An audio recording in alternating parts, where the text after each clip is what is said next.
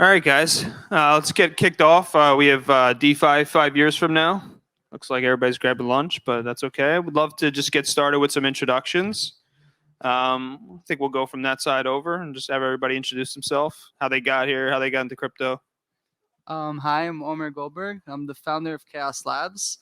Been in crypto since 2013, originally Bitcoin, and 2017 smart contract security, mostly in Ethereum. But really the past 5 years until last year, I was a tech lead at Instagram and Facebook, mostly for video infrastructure and then ads infrastructure and feed and stories. Left to build a protocol very early on in that process, realized that a lot of the tooling, security infrastructure that I was used to working with in Web 2 was missing, which became the introduction to what is today Chaos Labs. Very cool. Hey guys, this is Mirza. I head up the business team at Injective. On a high level, Injective is a custom chain built for order book derivatives trading. Before that, background's primarily in venture. So worked at a firm called 2 Sigma on the venture side of things, where we did deals like UMA, and then we're also the first LP into Placeholder. And then yeah, took the dive into the operational side of things a couple of years ago and been at Injective ever since. Hi, everyone. I'm Ed Morez. I'm co-founder of Arrow Markets, which started about a year ago. Before that, I was doing my PhD at Cornell University in financial economics on the more mathematical side of things. And that's also where I got more involved in the blockchain space, getting to know Goon, of course, from Avalanche, and Kevin. And so that was since about 2018 or so. Hey everybody, JD Gagnon. I am one of the co-founders of Benki, which is a algorithmic liquidity protocol on Avalanche. Excited to chat with all you guys today. Most of the smart guys are over here, and I dress brightly just to make up for it. But I've been in the space for a while, originally advising projects, doing some regulated raises, was in TradFi before, and finally the technology existed that we could start to kind of change the way that people see finance. And yeah, hopefully we'll talk more about that as we go on. Yeah, thank you guys. And then just for myself, Luigi Dardemeo. So I am at Alva Labs, director of DeFi there. So predominantly focused on helping build out the DeFi ecosystem there. And, you know, I really kind of got into crypto around 2015-ish. Thought it was a good idea once Ethereum started to get built out to like try and build a DApp on it. There wasn't really any infrastructure, so that didn't really go very well. But my background before that was really in traditional finance. I worked at Citigroup for about 7 years trading there, so I have a little bit of background on the market side as well. In terms of this conference and this panel, I would love to kind of just kick it off and start with, you know, the long-term view of DeFi. You know, right now we've kind of taken this 1.5 to 2 year approach of like, you know, we have a bunch of building blocks, dApps, we have lending protocols, we have AMMs and swapping protocols, and we're starting to put everything together. This year, really, it's starting to explode. And, you know, we have different parties here. We have, you know, analytical side, derivative side, both you guys, and a lending side. So would love to get your sense of like, how do we onboard the next, you know, 1 million users or really more traditional people into using DeFi every day versus kind of like what exists today and the more difficult onboarding process that we have now. And I'm going to start with JD. Yeah, I think it's that's one of those challenges that we all think about.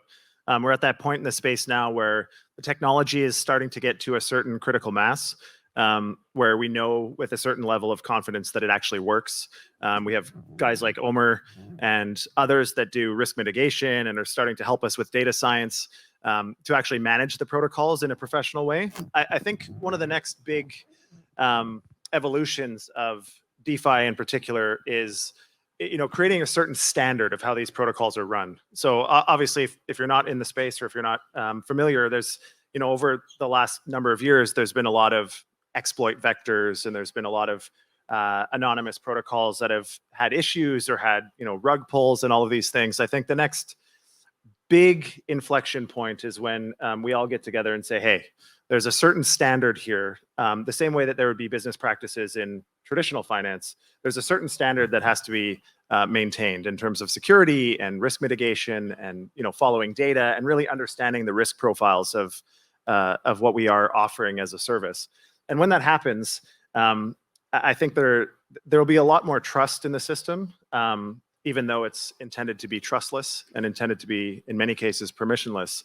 There's a certain level of trust in what happens behind the contracts. Yes, the contract is clear. Yes, we can all see what it's supposed to do, but there still are organizations, DAOs, individuals, founders running these contracts behind the scenes, and we have to create a certain level of minimum acceptable standard. I think that's going to be a big piece of moving forward and onboarding millions or maybe billions more users. Yeah, and I want to go back to the UX component, but before we do, like that's an interesting part about DeFi. That's the most interesting, actually. It's like everybody always says,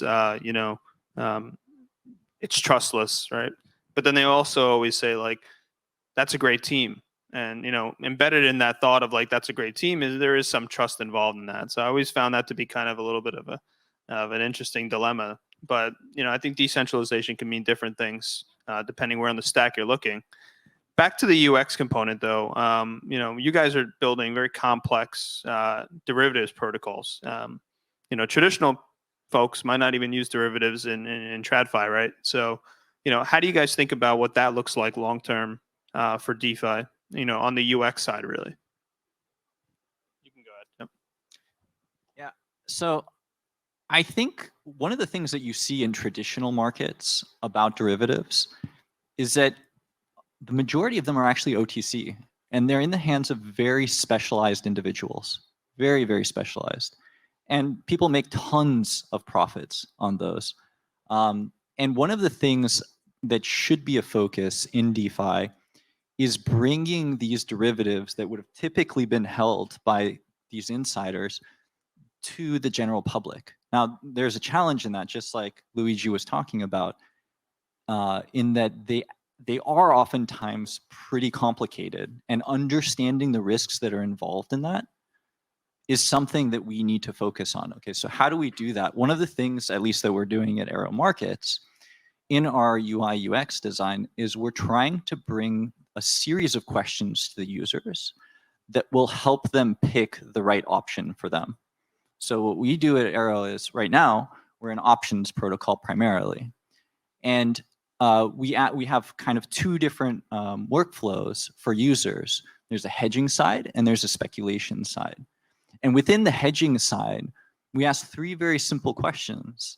One of them is, where do you expect the price to go? When do you expect it to get there? And how much do you want to invest? And I think that's a good first step in getting there. Now, more broadly, for the whole system, 5 years from now, which is what we're trying to get at, we need to find ways to make these complicated financial products more understandable to the general public in such a kind of query response environment.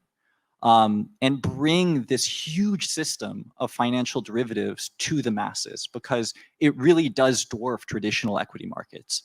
I mean, some estimates, if you go with notional, it's not really fair to do that, but it's like 10 times the amount of the GDP of the entire world is for derivatives. So I think what we're doing, at least in the derivative space, and Mirza will talk more about this as well, but we're trying to bring that to the people and democratize derivatives. Yeah, so I think that's going to be important. UI UX is absolutely critical, because in DeFi, at least as of now, it has not taken off. Derivatives just haven't taken off, other than perpetuals, to be fair. Yeah, I echo most of the sentiments said here. I think the primary issue we realized at the beginning is when we were creating an order book based derivatives exchange, most of the volume would come from market makers. That's just how the space works. That's how centralized exchanges and FTX have done it in the past. So it really at the beginning we're like, okay, we need to get these institutions and market makers on board to bring on the liquidity, because then there's actually a place for retail to speculate on, because the amounts of money that retail would trade with is just not sustainable enough to actually grow these markets. So that was one of the first things we realized. So it dawned on us that at the beginning we should optimize everything for these institutions. That's why we took the approach of building out an order book based exchange, for example, because the sentiment was that traditional TradFi guys or traditional market makers only want like an order book based exchange rather than AMM, even though like retail AMM is better in my opinion. And then the idea we took after that is when the volume comes, most retail will not understand perps. They will not understand futures. The only thing retail cares about is making speculative bets and in like a very crass sense, like making money. So how do we make it so that on the back end, you have these complex financial derivatives or financial products, but on the retail front, you almost obfuscate what's happening on the background. So I think that's the only way to make this work. So for example, what we're doing at Injective is for retail, you can come and deploy capital into these things like guilds. And on the back end, market makers are the ones actually using that capital and deploying the money. But all you see is the APY you're earning, because that's what retail can understand. It's like, that's what works for things like in traditional finance, like Marcus by Goldman Sachs or Wealthfront. You just set it and you earn a certain percentage of APY. You don't exactly have to know that Wealthfront is actually taking that money and putting into a bunch of market makers, etc. So we're going to take that approach instead, where we don't expect retail to understand expiry futures and these things. Over time, yes, they will, but even in traditional markets, they currently don't. What we do want to democratize is actually earning these profits, like you were saying, right? So that's sort of going to be the focus. And I think the thing crypto still hasn't figured out at all, in my opinion, is we live in this sort of bubble where we expect everyone to use things like MetaMask and just like understand what a private key is, etc. I think like you can never go mainstream if those things are not fixed. Like, for example, my mom and dad wouldn't be able to use that, right? But they can totally use something like Robinhood, because you could just link up your bank account and use it. That's why I think most volume is still concentrated on sexes. And that's why derivatives have not really taken off in DeFi at all, just because it's so hard to access. So unless we figure out how those fiat rails work and make it very seamless, where the average retail user doesn't even have to understand what's going on and like use 10 different steps to deploy capital into a yield farming protocol, I don't think we're going to go mainstream. Yeah, and one thing was actually the vaults that you touched on. One of the things that you're seeing in option strategies in particular, but other derivatives as well on chain, that has really taken off has been this idea to pre-package these portfolios of derivative strategies and then have people be able to invest money into them and then deploy them in those strategies and then get returns to those. Those have really taken off. Like one example would be Ribbon Finance, which recently launched on Avalanche. So I think there's a lot to be learned there. And then just as you said, just getting people on board, the on-railing, super important problem. Yeah. And then just, I kind of realized that we just started diving down the rabbit hole a little bit. And, I think I want to get a sense from the crowd here, kind of like what the experience of the crowd is in terms of like, has anybody here, if you could just raise your hand, has anybody here actually used DeFi? All right, good. So we knocked that one out. Has anybody used DeFi across multiple chains? All right. So, and has anybody used any derivatives protocols in DeFi? Okay, so a little less there. All right. People. Did anybody love the experience of using DeFi across multiple blockchains? Shit. Okay. Okay, hold on. Who hates it? Who is like absolutely pissed at derivatives protocols? Okay. Compared to traditional finance, how about that? Who here likes traditional finance apps better than DeFi apps? Ooh, okay. All right. A few. All right. We're going to lynch you guys later. Sorry. Yeah. Sorry. So we have a good amount of DeFi users who haven't really gone down the derivatives rabbit hole yet, which makes a lot of sense. So probably a lot of AMM swapping, some lending, yield farming, messing around with those types of things. JD, you had a point before I wanted, I think, or that was what Yeah. you wanted to ask. Just before, I was going to ask that, and you stole it. Good stuff. But I think one of the other things as a space that we have to do before we see a lot more retail adoption and a lot, millions more people coming into the space. Most of you here have some experience, excuse me, with the onboarding onto DeFi and how to get from one blockchain to the other, and MetaMask, and amongst different centralized exchanges. And I think there's some protocol complexity that exists on all of our platforms that we all have to work on. But I think as a space, that user experience of just, trying to explain this to anybody, even sophisticated people that have spent a lot of time in traditional finance, coming to DeFi and trying to manage, all of these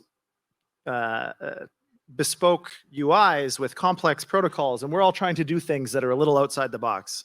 Trying to understand that and being able to function in those environments between protocols and between blockchains, I think there's a lot to be desired there still. And we have a lot of work to do as a space, as ecosystems, to figure that out, how to make things a lot more seamless, even at the macro level, as opposed to just with each one of our individual protocols. So kind of the next place I really wanted to go in this conversation, we are, and I think maybe 2021 was the year of the kind of multi-chain world. We started to move into, adoption really happening on multiple chains versus previously, whether it was just Bitcoin or Ethereum. Obviously, me being from AVAX, we're very focused on Avalanche as a blockchain that you could build on and as a layer one. But I kind of wanted to understand from you guys, from protocol builders, from risk analytics types folks, like, how do you guys think about the bridging aspect of moving from chain to chain, what that's going to look like in the future? Because for the user, I don't think they really want to know that they have to bridge from every chain 5 years from now. Right? I think they just want to know that they're moving from protocol to protocol. Aave is probably one of the recent examples of one that started to announce that they'll obfuscate some of this away in their V3. But kind of how do we want to think about the layer one multi-chain future as it relates to different protocols? Yeah. So I'll just even echo some of the things that have been said here. I think that right now in the space, we have amazing entrepreneurs, engineers who are building complex, innovative protocols. And the question that we hear all the time is, how do we get these protocols into the hands of mainstream? But I think the question is different, because at the end of the day, mainstream are not going to use protocols. They want to use products. And that's a level up in the stack. Now, what do we need in order to get there? So if you look at the incredible kind of pace of innovation in Web 2 and the products that people have been able to get in the hands of all the masses, from a builder standpoint, they're really all standing on the shoulders of giants. So if you're now kind of roll out like a new fintech product, you have an analytics stack, you might have like a risk thing, UI frameworks, patterns. We don't have any of that yet in Web 3. So I think that's where we're going. It's getting better, but we're still very early in the space. And especially as it comes to bridges, end users are not going to care whether they're going through CCIP or some other kind of novel protocol, which is passaging messages across a bus through protocols. They can't know that. And if a few years from now they're required to know that, something probably went wrong along that path. So I think the fastest way to get there is to get all the cutting edge tools and the standards that we have in Web 2 into the hands of builders in Web 3. No, I think that's well said. Definitely from that point of view and that framework, as it relates to actual protocols focusing on multiple chains and how you think about that. Kind of what are some of the things you take into consideration when thinking about whether you want to build on multiple chains or whether or not you want to pick one? Like what are your thoughts on that? Okay, kick it off to you first, because you guys had an interesting approach here. Yeah. We've been working on this exact fact for a while. So when we started building out Injective, we used this thing called Just hold the mic a little higher. Oh, I don't think, is it working? Yeah. Okay. So when we first started building, we used this thing called a Cosmos SDK to build out our chain, which allows you to sort of interoperate with a number of different chains. A popular example of a Cosmos-based chain would be like Crypto.com or Terra. So basically, we realized that the biggest hurdle to getting users on multiple chains is the actual not only the bridging process and the UI component, but also the fees associated, because many people who are on Ethereum only have a couple $100s. So if you have a couple $100s or a couple $1,000s, it doesn't make sense to pay $300 to bridge onto another chain because you're already down quite significantly. So one thing was, how do we fix the fee issue? How do we allow for very low transfer fees from other chains? And a lot of it has to do with user acquisition costs. So I think a lot of chains are starting to, like, let's say Perpetual Protocol or us or DYDX, they're starting to give users money back when they actually bridge over. So let's say it actually costs $200 to bridge from Ethereum to Injective. We pay the user back that they spent. So I think that's like not the best fix, but it's the only fix that's sort of work right now in terms of like compensating users. I think the other main issue with deploying on other chains, and this is like a personal pet peeve I have, I just don't understand why certain protocols just need to be copied and like deployed on like 100 different chains. Like there's no reason for it, right? And it just, to me, looks like a quick cash grab. For example, I think on chains like Solana or Harmony or etc., right? There's like 10 different lending protocols. And why is that needed? Like, why do you need like a copycat of Aave on every chain? It's just doesn't make sense. And also, like, you end up diluting the talent pool. So for example, if you have like 3 really smart people working on like an Aave copycat on Harmony, how does that help the entire ecosystem? Because it would be better if like those 3 people got together with the Aave team or someone else and actually like grew that particular product. And I think the other major issue with deploying on other chains is like the loss of liquidity. For example, if Sushi is a popular example of a product that's on. Example of this, Yeah, like that's on a ton of different chains, but the liquidity is, for example, if Sushi is on Avalanche, there's like $1 billion, let's say, right? But if Sushi is on Harmony, there's like $500 million, and that $1 billion and $500 million never get to interact. So it's almost like 2 separate projects altogether, which just harms the entire growth of the ecosystem, because now, like, it's already a small ecosystem, but now you're just dividing it up even more, which makes it hard for users to onboard. Yeah, no, that's a really good point, and I've been making this case to a lot of the dApps that we speak to, like in terms of when they're trying. Conversation always goes something along the lines of like, hey, we're thinking about deploying on Avalanche, great. You know, we want to bridge our token over, okay. You know, because you know what happens there is you bridge over a certain amount of liquidity. That liquidity exists, and now what you really need is you need these R bots to kind of work between multiple chains and keep the price in line. But what you really end up having there is like fragmented liquidity for a tokenomics that was designed for one chain, right? So that's not really a great outcome for the users and for the protocol. So I think that's going to change going forward. There's been multiple ways that these tokenomics have played out. Like Curve has taken a different approach of the cross-chain liquidity, you know, in terms of their token.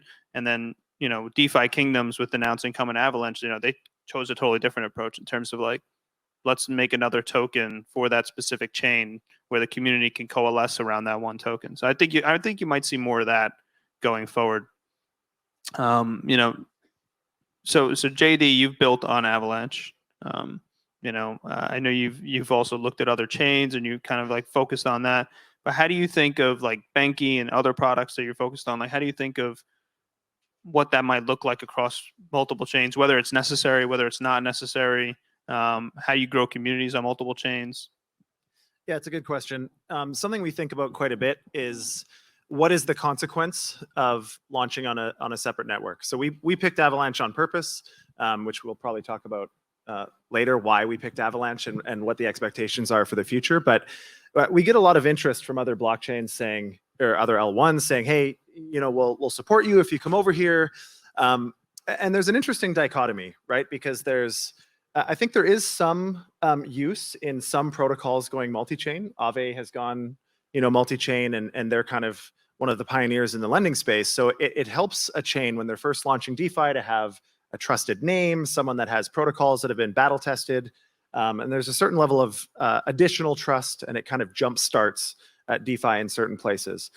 But from our perspective, to launch like our protocol on another chain with the infrastructure surrounding cross-chain swaps and bridging and communication as it currently stands, I think it negatively dilutes our impact, right? So there's a couple things you have to do to launch in a different network. You have to have liquidity mining currently to compete in the liquidity mining circus, which is great as a user, not so great long-term as a protocol, because you emit a lot of value to try to attract users. And so from our perspective, what value does that bring to our core purpose, which was on Avalanche? We think it reduces the value to our core users. So if we were to launch on a new chain, yeah, we might find some extra liquidity on that chain. We might bring some marginal value to that new DeFi ecosystem. But as a consequence, we have to almost double our emissions. Are we attracting new users on the new blockchain? Hopefully. Or are our users from Avalanche just saying, hey, there's a good farming opportunity. We trust Benki. We trust their contracts, their security, and their team. We're going to move from Avalanche to this other chain, take advantage of that opportunity, and then come back. And so I think the real opportunity that eventually will come out, and I think Aave is doing something interesting in this way, and we'll see. But there's some infrastructure pieces that need to come into play. And in 5 years from now, I expect that we'll probably see protocols finding a core home somewhere, and there'll be some version of interoperability that we have yet to see that will be able to kind of transport liquidity to and from the main liquidity pool, which will live somewhere for some reason. But I think that's a big area of opportunity, something that we all think about. Sushi is an example. I know, not to beat up on Sushi, they have a lot of great innovation there. But fragmented concepts, fragmented focus on different communities.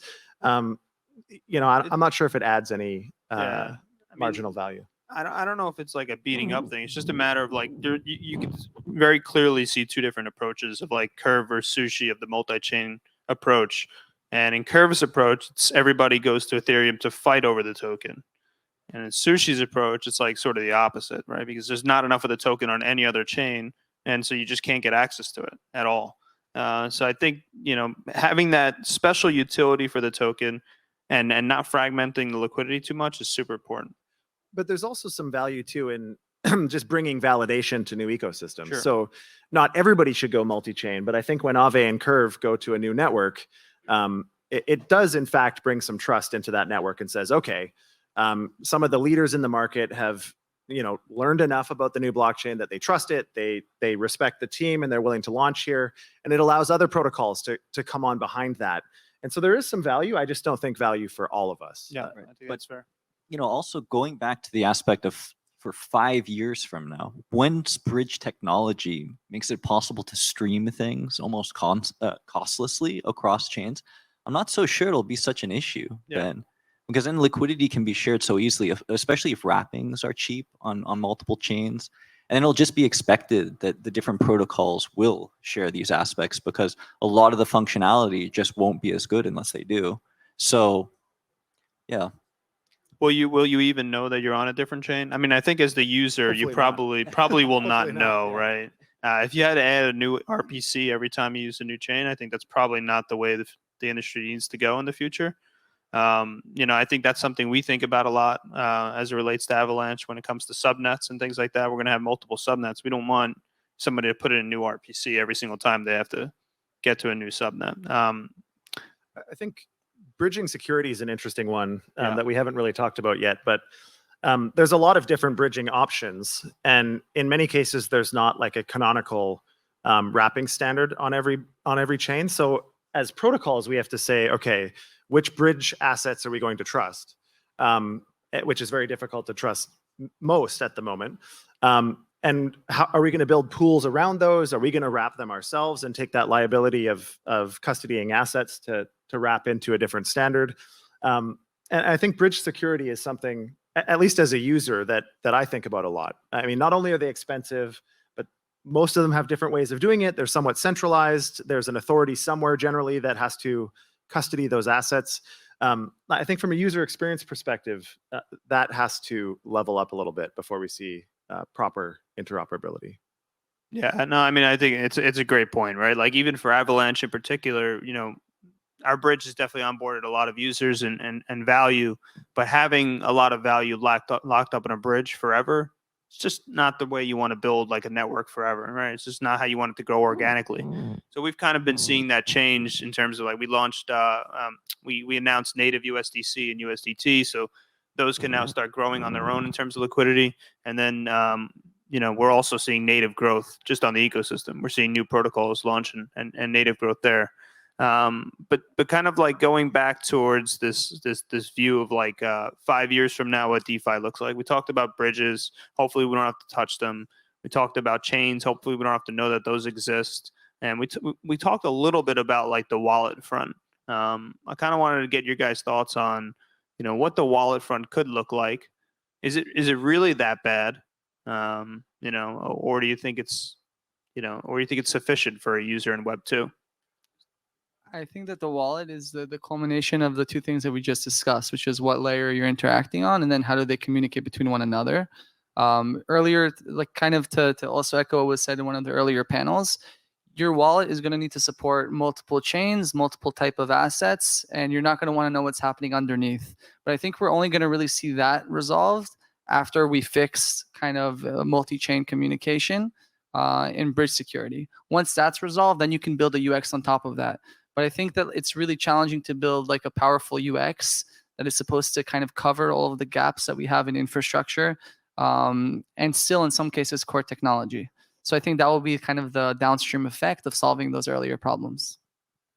I think you made a point earlier about kind of the higher order tech stacks that exist in Web 2. From a wallet perspective, I think that might be something that we have yet to see still. Because there's not really a consistent standard across all blockchains in terms of, communication and bridging. But if we have 5 or 6 different bridging structures and different standards and how things work, it's very difficult for wallets to keep up with all of that and be, efficient. So I think once we have some kind of foundational pieces across blockchains that almost act as a higher order stack, the wallets then can hopefully level up a little bit, but we'll have to see how that goes. I think that touches like on an interesting point, because right now we're in this space where it's really, there is no standard, right? You have a lot of teams that are really vying to be the multi-chain like communication layer. And you have like a lot of teams that are trying to kind of compete also in the layer 1 space. And I think as a builder or someone who's building for builders, you need to kind of decide what you want to cover, because you can't cover everything. You could end up putting all of your engineering resources just on supporting different types of multi-chain communications. So I think that becomes really interesting, especially like in the context of Ava Labs, and kind of like how do you talk to the builders and basically give them the resources? Of course, like liquidity incentives and all those things to kind of bootstrap protocols are important, but there needs to be kind of more than that. And that's something that we've seen because. So it's just for a little bit of context, Chaos Labs is a cloud platform that lets teams run agent and scenario-based simulations to test the economic robustness of their protocols. Now we fork the blockchains, and kind of all of our infrastructure runs on that. And we have kind of the decision or choice, which blockchains are we going to support and in which order. And obviously working with Avalanche has been an amazing experience. Like they take all of this stuff super seriously and have like a really high value for infrastructure and security. But I think that's a second piece, because developers are faced with these choices every day. And right now, there's just too many standards. So everybody needs to make decisions when they're building products.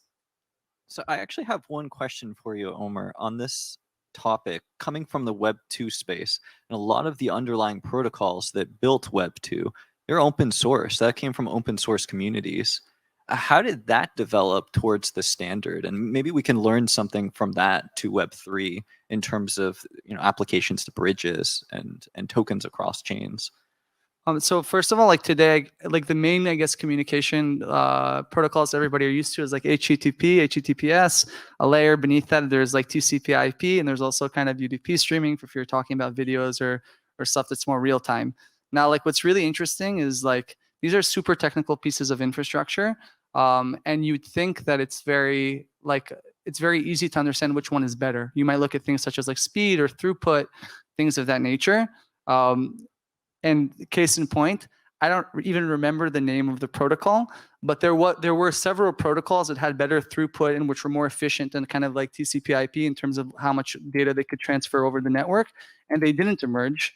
Actually, like the ones that were kind of picked and became the de facto standard in web were the ones that were adopted by the leaders in the industry, which is like, it happened in kind of like in the network stack, but it also happens everywhere else. So these things go hand in hand. Of course, it's like important for the technology to be on the cutting edge, but I think when you get past a certain threshold, sometimes it doesn't matter, and then it's a question of adoption, and then the UX and everything that comes with it.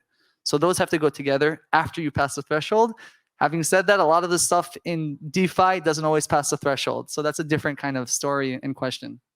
Yeah, but around the network component of passing a threshold, I think you kind of nailed it. Because for a lot of these protocols and builders, it's way too expensive to re-engineer your protocol in a whole new language, or not be able to deploy across a new standard, right? The EVM has sort of become one large standard across Web3 right now. And just part of the reason that so many of these other chains have popped up is just because, Ethereum has gotten very expensive. So how do you guys think about, down the future, will there be, because this is a complicated, long-term question of whether or not there'll be multiple VMs that we coalesce around, or there have to be just a few, right? The specialty of the EVM right now is that, Aave can deploy on multiple protocols quite easily, and Sushi and Curve and all of them. How do we kind of think about, all these VMs? Because when we think about Avalanche, like every subnet, you can wrap any type of VM in it, right? So it could be specialized. But I think what's going to happen is the main network layer has to coalesce around something. So kind of what do you think about the VM and the scripting language, and kind of how that's going to evolve over the coming years? Yeah, definitely. I think it's very important to get a lot of the other dev community on board as well. So having the ability to have this interoperability between virtual machines will become very important. Especially, imagine you can have virtual machines that both run Python and are also capable of doing high performance computing. We need things like that. I'll tell you, especially coming from the derivative side, how important a lot of these high computational, high statistical, running different pricing and hedging mechanisms through something like a PyTorch library, you can't do that right now on chain. And there's a couple different challenges there. One of them is just the language. Okay, that's one, but that one's surmountable, because when it comes down to it, let's say we just wanted to run it on C chain. Somebody could actually make a compiler from Python that compiles down to the bytecode that the EVM understands. You could do that, okay? But you're still going to have this problem. How are you going to handle all those computations? So if you truly want decentralization in terms of these higher order aspects in DeFi, or in finance, I should say, in order to do that, we need to move away from a lot of these limitations. We need to get high performance computing on chain. And I think there's a lot of promise for VMs, but we still need to figure out how that's going to be done. And that's definitely on the 5-year horizon, because I do think the future will be towards getting these strategies that rely on reinforcement learning, that rely on machine learning and neural networks. Doing things like that on chain are difficult. There's been a few proposals for how to do this, but they're not very well developed yet. Fetch AI, Dfinity have talked about it, but yeah. JD, you built on the EVM. Kind of, you heard, it sounds like, Ed, you're thinking we need more in terms of a VM. If that's going to happen, that's probably got to happen quite soon. Or, I don't want to say a lot of the work is wasted, but a lot of that work has to be redone. How do you think about that as a protocol builder? How do you think that'll evolve? I think it's kind of like, it's somewhat of a parallel to which blockchain will win, like the Ethereum killer narrative and all this other stuff that people run with. I don't see a future where there's one blockchain or one programming language that wins. I think we just start to see certain use cases migrate towards ecosystems that make more sense. So I don't see Solidity or Rust as being kind of wastes of time, because I think they serve a purpose for certain protocols and certain use cases. And so as those evolve, they will probably aggregate in the spaces that make the most sense. What we do need, without question, is more complex languages, more complex environments, I think, for AI and for different types of computations to happen on chain. In 5 years, of course, I think there'll be an ecosystem where that exists. There'll probably be some standard virtual machine that evolves that can handle a little bit more complex items. Where and how, I think, is a question. I tend to believe that Avalanche subnets really provide a playground for that, in a way that you can build virtual machines that can't be imagined elsewhere, at least currently. So we'll probably see a few bespoke or novel VMs, emerge on Avalanche subnets or maybe elsewhere. And that'll start to build a standard for more complex computing needs. But for a lot of us, I mean, Solidity works well. There's a growing developer community that's really nice, and there's a lot of precedent that's been set. Even in some of the forks that you see in some of these things, I think when they're done consciously, not just as a cash grab, it's interesting because a lot of technology isn't necessarily, here's an orange, we built an apple. It's here's an orange, we saw how they did that. Now we're going to do orange 2.0. We're going to take what they started Orange with. juice. Orange juice. Yeah, orange juice. We're going to take what they started with and evolve on it. And I think as a space, being open source, having some kind of clarity in a few different programming languages allows us to see open source, experiments and things that have been working or not working. And it's kind of, instead of building one thing and iterating slowly over the course of time, we're all building something and all iterating, and we can all learn from the mistakes and the successes that happen throughout the space. Kind of went down a rabbit hole, but Well, we'll stay on the rabbit hole for now, because you gave the subnet opening, so I'll just stick with it. I threw it up yeah, for you. I threw it yeah. up for you. Yeah, I would Machines. be remiss if I didn't take the opportunity. So if anybody doesn't know, Avalanche subnet is this notion where you can kind of create your own, in effect, your own chain that runs the same consensus protocol on Avalanche, and it's much more customizable. So for example, you can each validator can have a specified jurisdiction, so you can adhere to certain legal restrictions. You can also specify the speed and security of that subnet. So it just allows for a much more customized blockchain. And you coming from the Cosmos SDK kind of understand this as well. But I think what's kind of interesting here is everybody's been very focused on like layer ones and differing layer ones and what their TPS is, or transactions per second. And this is kind of like a very futile effort because it doesn't really matter. You can't run everything on any layer one. I don't care who they say they are. It's just not ever going to happen. And it's also kind of silly, right? Because like, a sheep game just doesn't need to share the same type of decentralization and security as like settling New York Stock Exchange stocks or something like that. So I kind of wanted to get your guys' thoughts on like, for Avalanche, we have this notion of subnets, which will allow people to have customizability and build their chains. Other chains have other opportunities as well. But kind of how do you see this evolving? Because right now, an IDO launch, fucks up an entire NFT drop. And it's like, this makes no sense. Ed, this is for you. This is your chance. Yeah, I think that especially not just on subnets, but the virtual machines that Avalanche is growing towards having anyone be able to customize and implement, that they will be the future of how things are done. And once we also have layer 2s as well on there, then a lot of what I was talking about in terms of computation will become moot. So it's really cool. I think that's on the horizon, and we're going to see that pretty soon. But with respect to subnets, with respect to that particular application, for all of us in the DeFi case, there's one very clear-cut application that will be useful with respect to getting in money from institutional investors. And why do we want money from institutional investors? I hear this all the time. People are like, oh yeah, we need to get this money in. We need to get this money in. But why is that actually the case? Why do we want this old finance money in? From that perspective, well, it's because that's how a lot of mom and pops actually invest. They invest through third parties who manage their money.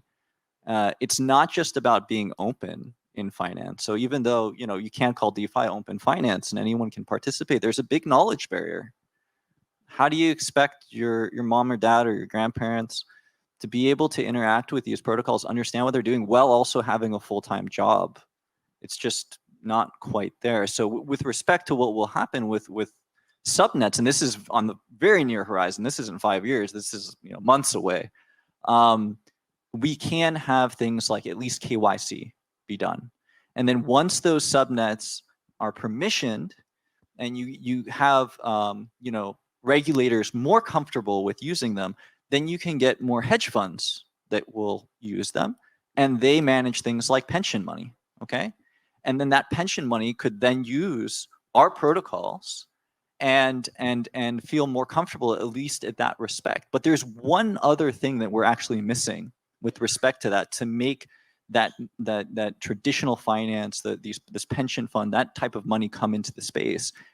And that's actually understanding systemic risk in the system. So what does something like the Fed usually do? The Fed usually stress tests the whole banking sector. They come up with different scenarios, and they give each of the individual banks these different scenarios to run with. And they say, okay, let's collect all this data and let's see what the overall risk of the system is. Because it's really the interaction of the system that makes things fragile. It's not necessarily one component of the system, it's them interacting together. And this is one thing I think within 5 years that we'll see that DeFi is particularly adept for, even though it hasn't been explored quite yet. Everything in Web3 is open. Everything, the methods are open. That means that we could do something like stress test scenarios. We could fork. This would be something that Omar and Chaos Labs would be quite adept for. Fork the state of the main chain of, let's say, Avalanche main chain, and then propagate with that state. Say, okay, what if I put this scenario to happen where Banky has this issue with respect to one of the liquidities and its pool dries up? And then how will that propagate? Yeah, you can simulate. For example, let's just say that was the case. And you can simulate and say, oh, will the system still maintain robustness? Not just Banky, but everything. Will that propagate to the rest of the system? Will it create this kind of terrible scenario? And we have to come up with solutions like that. Now, the problem with coming up with solutions like that is that it's kind of a free rider problem. Whose responsibility is it to really take up the slack there? Well, would it be Banky's? Well, no, not necessarily. We don't know if it's going to happen, like started Banky or something like that. We don't know where one of these systemic risks can happen. In fact, it could be a small thing that happens in one protocol and then magnifies as it's cycling through all the protocols in the network. And this is something that, going back to the subnets, that we have to get a better handle of through companies and protocols like Chaos Labs. We have to get a better understanding of how that works in order for institutional investors and pension funds to say, yes, we trust this. And even regulators, we have to do better than what regulators do. And then we have to be the example that regulators will come to and they'll be like, fuck, right? I can't believe this. These guys, since they're using the openness of Web3, have done better than we can do with everything shrouded in mystery of the balance sheets of the big banks. But yeah, so I would love to hear your thoughts on this. No, too. so thank you. And it's what you described is exactly what we do at Chaos Labs. So the idea for Chaos Labs came when I was building a yield protocol. And I had all these problems. We were interfaced with 30 or 40 protocols. And I said, okay, I can write some unit tests or some kind of trivial end-to-end scripts. I know that my functionality works okay. But what happens when one of the protocols I'm dependent on breaks? And this introduces this concept of dependencies. Now, dependencies are a huge thing in DeFi, and it's a double-edged sword. On one hand, people call it the building blocks or the DeFi primitives. Composability that let us build new financial instruments so quickly, which is amazing. The other thing is, the other end of that is in terms of security, it's a nightmare. So if today you go to most CTOs in DeFi protocols and you ask them what are their dependencies, they might say, we use this in this library. But then they might have tens of different assets in their protocol. And it's enough for one of those kind of, let's just say an example of a stable coin falling off of its peg to completely wreck the protocol and make it insolvent. Now, this is a huge surface to kind of cover and to secure, especially when you don't have the tools. So that's what we try to address. But to kind of go to the other thing, whose responsibility is it? I would say, kind of back to the conversation of protocol or product, it's a protocol's, or hopefully kind of soon product's responsibility. Because even if you're in an Aave or if you're in a Yearn and you kind of get wrecked, what are you going to tell them? Like, oh, sorry, like this shit coin fell off of its peg and you lost everything. First of all, they probably don't know what it means. And second of all, like you as like the product owner, it doesn't matter. Your reputation is damaged, the brand is damaged, and the trust is damaged. So this is like super, super critical for anyone who's building a product in Web3. Yeah, I do think it's going to move towards the product responsibility. You kind of already see this, like, in terms of having requirements for listing assets, and, they require Chainlink feeds most of the time, or any type of other oracle. So I think that's like the signal that might go down that route. I don't know who else might take that. Maybe it'd be an audit thing that can happen, but let's be honest there. Well, at some point, there's going to have to be some version of a standard, right? Like you see a lot of new projects, and us in particular, trying to lead with that. That there is a certain standard. We don't do anything without objective validation from Chaos and Gauntlet and other security partners. And you can't cover everything. I mean, there's the risk vectors. There's so many that we don't even know about right now because we're so new. But we all have to take that responsibility at the protocol level. And if we do so, and if every protocol takes a certain amount of responsibility, hopefully we find some of those risk angles before they become an actual problem. No, go ahead. Oh, okay. I was going to say, that's what worries me, honestly. Like, I've always thought that, yes, there will be a standard. I've been thinking this for like the past 5 years, not just the next 5 years. I think the main issue with standardization has been just protocols building as almost a company, and not as a wanting to go towards an open standard. So a good example of this, and this is not anything against this particular protocol, but Solana, for example, right? So Solana took a completely different approach where they said, no, we reject the entire Ethereum standard and we don't want to be EVM compatible, and we want to build our own sort of ecosystem. And currently there's no real workings going on in Solana where they want to be compatible with other chains or other ecosystems, because they're following this sort of Silicon Valley route where they're trying to build almost like a moat around their product. So it's like, we don't mind that other people won't be able to come to our chain. We want to build like a closed off ecosystem, and it's worked really well, right? So I'm not saying anything against Solana. Like, they have a lot of community members and a lot of people using it. But what happens now is they are building towards their own standard. The Ethereum community is building towards their own VM standard.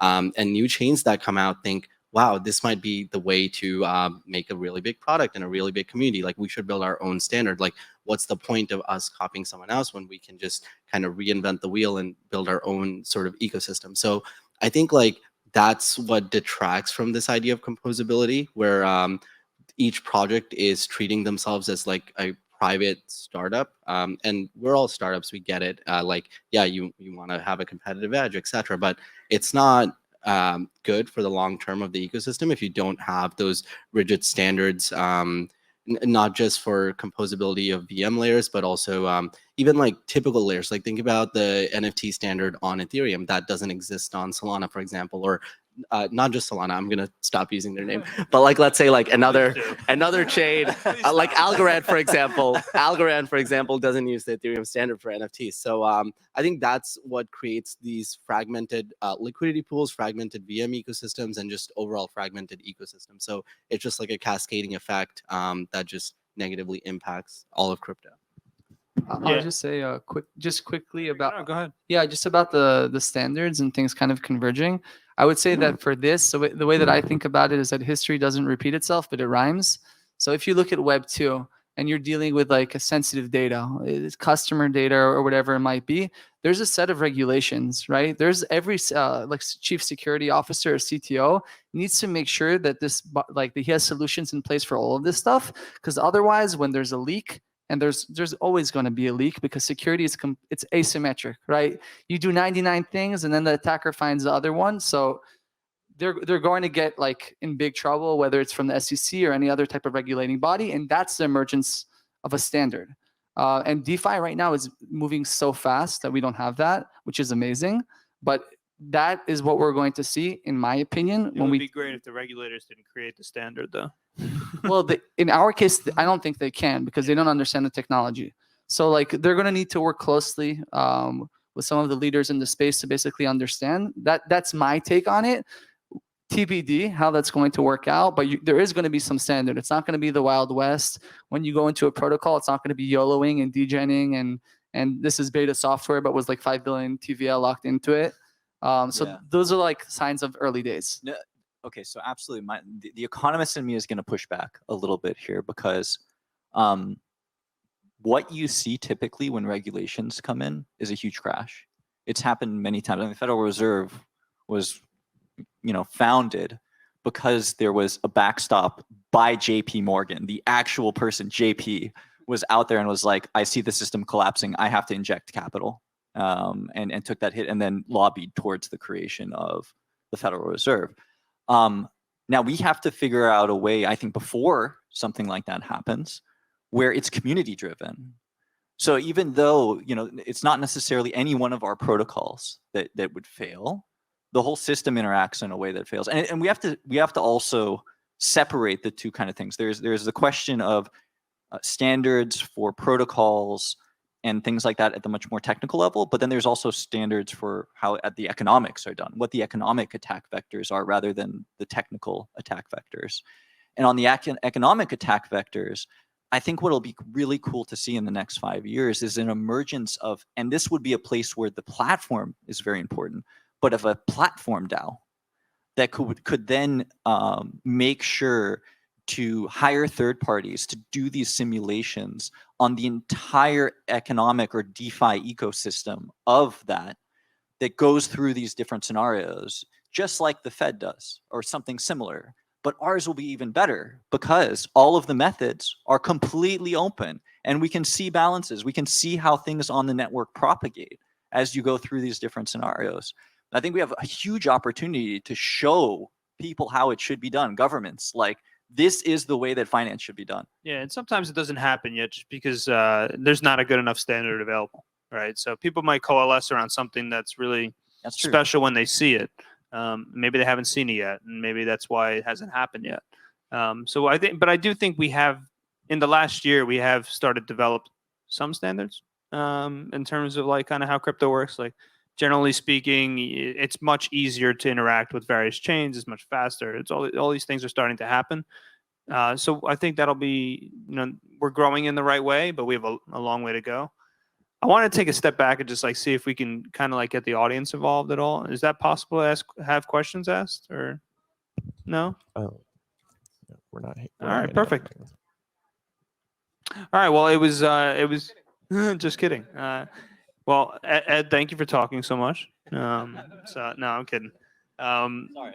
I hope we gave you guys a little bit of an idea for what DeFi might look like for the next 5 years, and yeah, enjoyed it.